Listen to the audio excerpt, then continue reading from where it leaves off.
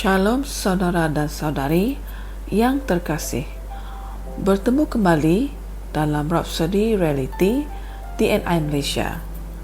Pada hari ini, saya akan berkongsikan berita baik mengenai Tuhan kita kepada anda semua yang bertajuk Kedalaman Kasih-Nya oleh Pastor Chris Oyakhilome. Untuk ayat pembukaan kita pada hari ini, saya ingin memetik di ayat Alkitab di Mazmur 136 ayat 1 yang mengatakan, bersyukurlah kepada Tuhan sebab Dia baik, sebab belas kasihan dan kasih setianya kekal untuk selama-lamanya. Saudara dan saudari, Bapa Syurgawi kita sangat pemurah dan baik hati. Kedalaman kasih-Nya tidak terhingga dan sememangnya tidak tercari. Alkitab mengatakan bahawa semasa kita masih berdosa dahulu, Kristus telah mati untuk kita, yang boleh dirujuk dalam Roma bahagian 5 ayat 8. Kasih-Nya adalah untuk semua orang, termasuk penjenayah yang paling jahat. Tiada sesiapa pun yang terlalu jahat atau kejam untuk Dia kasihi. Sebab itulah Rasul Paulus melalui Roh terpaksa berdoa agar jemaat dapat memahami, diberi keupayaan untuk mengetahui kebesaran magnitud kasih Bapa yang tidak terhingga dan menakjubkan itu. Betapa dalam, luas, panjang dan tinggi kasih-Nya.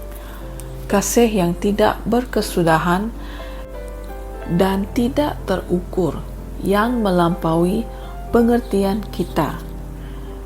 Ini juga kita boleh merujuk di Efesus bahagian 3 ayat 18.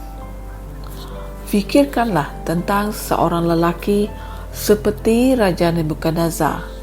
Contohnya, ramai yang hanya mengingati dia sebagai seorang tokoh jahat atau seorang pemerintah yang jahat oleh kerana apa yang kita baca tentangnya dalam 2 Raja-Raja bahagian 24 ayat 11 hingga 16. Tetapi tidak ramai yang memerhatikan kasih dan belas kasihan Tuhan yang kekal baginya setelah dia bertaubat, dan Tuhan telah memberikannya kuasa yang luar biasa ke atas bangsa-bangsa seperti yang dinyatakan dalam Daniel bab keempat.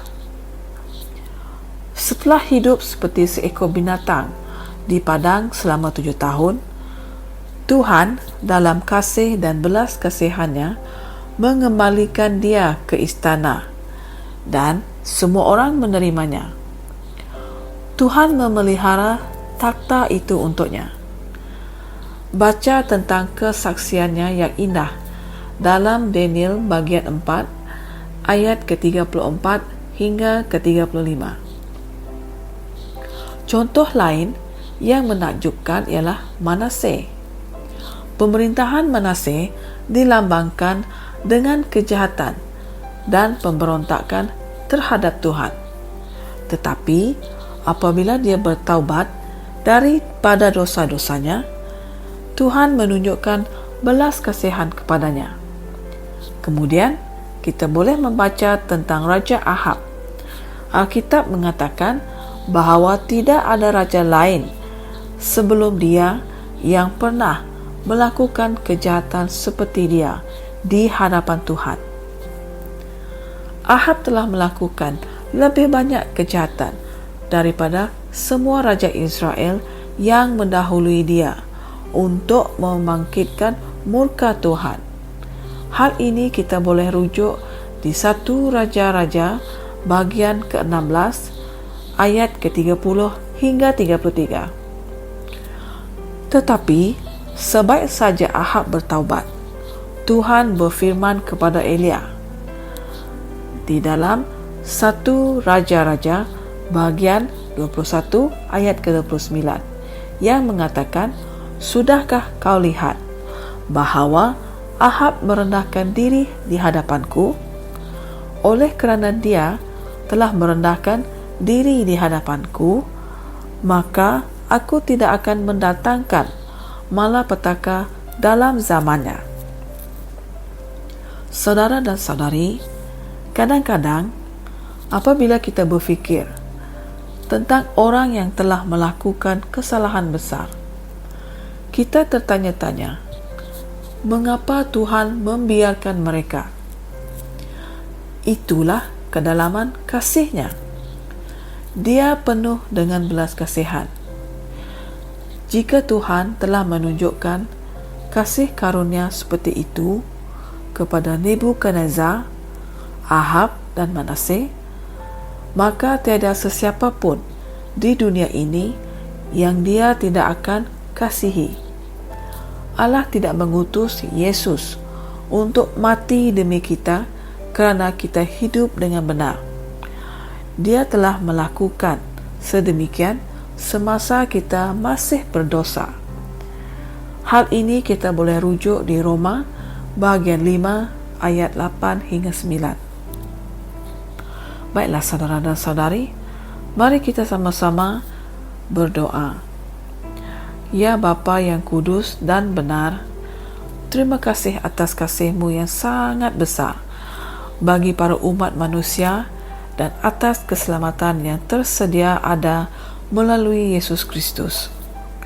Kasih ini mendorong aku untuk memberitakan Injil kepada orang yang sesat dan membuatkan mereka berpaling dari dosa kepada kebenaran dan dari kuasa syaitan kepada Allah. Dalam nama Yesus, amin. Saudara dan saudari, untuk renungan tambahan, kita boleh merujuk di Yohanes 3 ayat 16. Yang kedua, di Roma 5 ayat 8. Yang terakhir iaitu di Efesus 2 ayat keempat dan kelima. Baiklah saudara, sekian saja pada kali ini. Terima kasih kerana sudi mendengarkan perkongsian kita pada hari ini. Sehingga kita berjumpa lagi. Tuhan memberkati. Kami percaya saudara-saudari semua telah diberkati dengan perkongsian firman dari Rhapsody Reality. Bagi sesiapa yang ingin menjadikan Yesus Kristus sebagai Tuhan dalam kehidupanmu, kamu boleh mengucapkan doa ini bersama dengan saya. Ya Tuhan Allah, aku mempercayai Yesus Kristus, Anak Allah yang hidup dengan sepenuh hatiku. Aku percaya Dia telah mati untukku dan Allah telah membangkitkan Dia dari kematian. Aku percaya Dia hidup hari ini. Aku mengaku dengan mulutku bahawa Yesus Kristus adalah Tuhan dalam hidupku mulai dari hari ini. Melalui Dia dan di dalam nama-Nya, aku mempunyai kehidupan yang kekal. Aku telah dilahirkan semula. Terima kasih Allah kerana menyelamatkan jiwaku. Aku sekarang adalah anak Allah. Haleluya. Tahniah, sekarang kamu telah menjadi anak Allah.